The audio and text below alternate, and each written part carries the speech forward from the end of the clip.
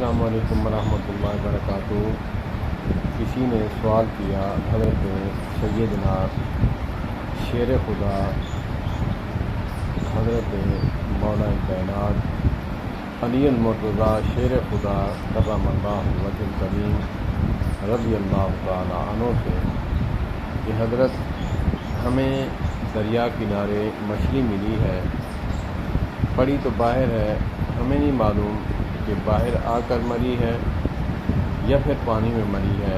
اصول یہ ہے کہ اسلام کا اگر پانی میں مری ہے تو وہ حرام ہے، اگر باہر آ کر مری ہے تو وہ حلال ہے۔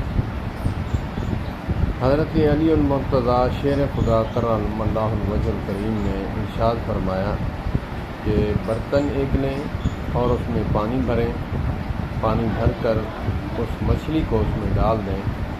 اگر وہ الٹی تیر رہی ہے تو وہ پھر پانی میں مری ہے، اگر وہ سر کے بل لیٹے تو پھر باہر مری ہے، کیونکہ پانی پی کر جب مرتی ہے تو وہ پھر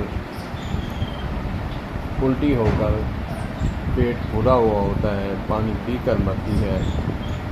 جب باہر ہوتی ہے تو وہ الٹی نہیں، پیشانی کے بل مرتی ہے۔